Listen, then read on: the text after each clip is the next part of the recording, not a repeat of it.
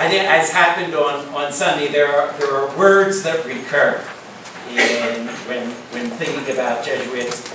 Words like intellectual, words like sometimes liberal, words like missionary, Ignatius.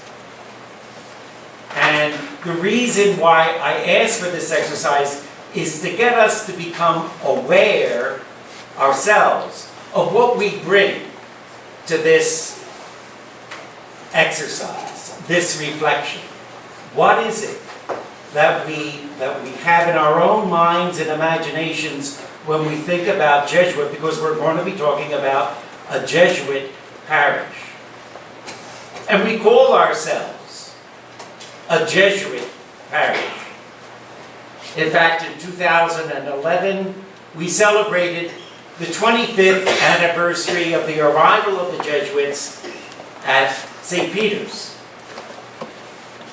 That was 25 years ago. But now,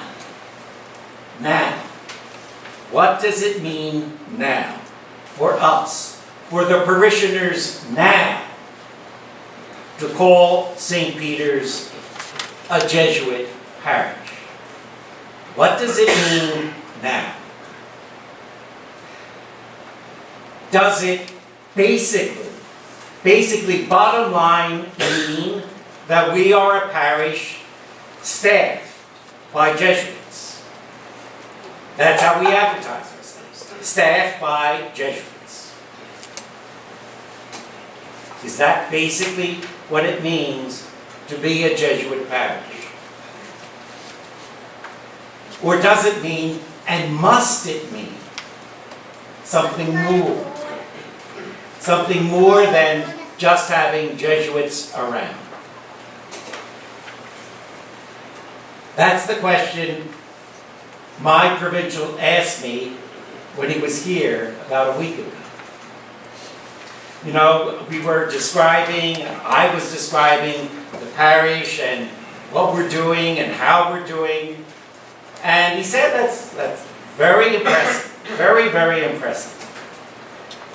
But he asked, and he said, this for me is bottom line.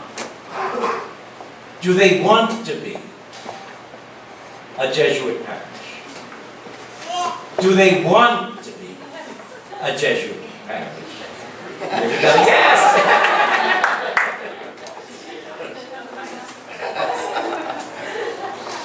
And he's waiting for our answer, our reflective answer to that question. It will not be enough for him to hear what we like having Jesuits around. We like homilies, however long. We like that. We like having people who are known to be, or people call them intellectual. We like, all that stuff is good. And we want them around. That will not be enough for him to satisfy this provincial. Let me put his expectations into a larger context, a Jesuit context. This provincial, his name is Father Jim Shea. Good man. He was pastor at Holy Trinity when I was there with him. He's a wonderful man. But this is the context that he is living with. Jesuits are facing diminishing numbers. But at the same time, we are facing a growing demand for our presence everywhere. So we have diminishing numbers, but growing demand call for us to come to different places. The needs, the pastoral, the church needs throughout this country are great and getting greater. It's not just the Jesuits who are diminishing in number. Right? Priests generally are diminishing in number. Sisters and nuns are diminishing in number. So the needs are great and greater. We are growing as a church phenomenally. Our numbers are growing. So the needs are growing. And yet the Jesuit manpower resources are few, and they are getting fewer. That's the context. Again, in this context, past commitments of our manpower, of our Jesuit manpower, now are weighing very, very, very heavily on us. In times past, we would say, yes, send 3, 4 that way, and 3, 4 that way. Now, we don't have those 3 or 4 to send. We may have 1.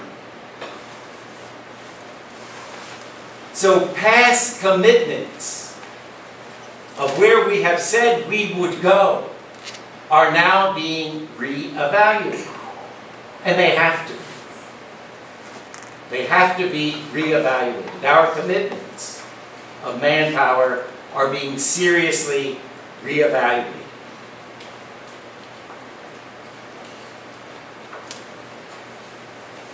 Again, in this Jesuit context, the context in which we find ourselves in Jesuit terms is the Maryland province. Right? And the Maryland province comprises New Jersey, Pennsylvania, Maryland, Washington, D.C., Delaware, Virginia, West Virginia, North Carolina.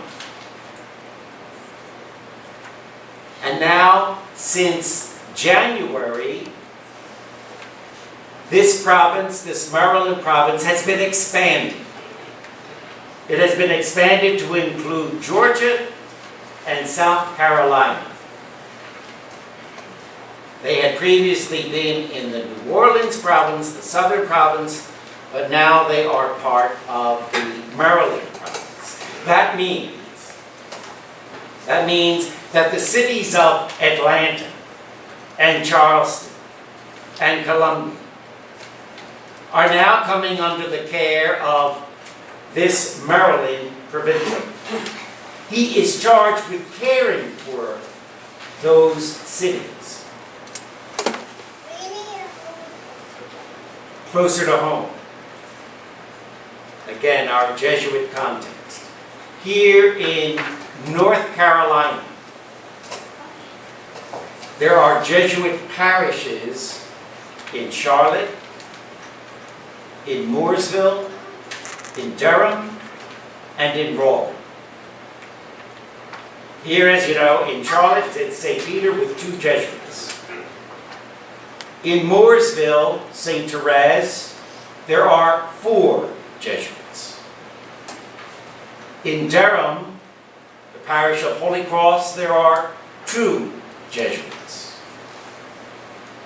And in Raleigh, the parish of St. Raphael the Archangel, there are 4 Jesuits. It has already been decided that the present pastors at St. Therese and at Holy Cross in Durham will be the last Jesuit pastors at these parishes. So already the contraction and withdrawal is being planned. Okay. Decisions have been made to contract and to withdraw. That leaves, presently, St. Peter in Charlotte and St. Raphael in Raleigh. But also, looming for the provincial are the pastoral needs of Atlanta, of Charleston, of Columbia. I want to zero in on Atlanta because I don't see active consideration of either Columbia or Charleston. But Atlanta. In Atlanta, we have no parish. But we do have a retreat house there. And also, a decision has been made to start up a Jesuit school there. The Cristo Rey School. This is a school dedicated to the education of and for the poor. That decision has already been made. A president for that school has already been appointed. They are in process of beginning.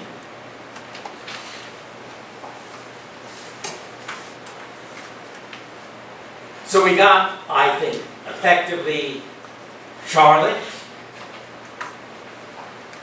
Raleigh, Atlanta.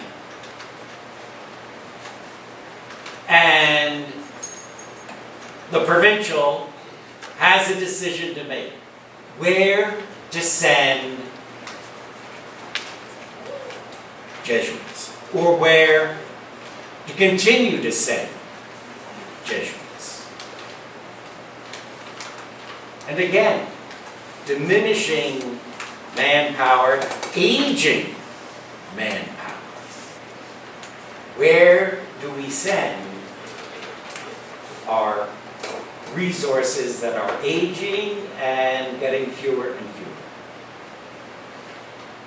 What do we do?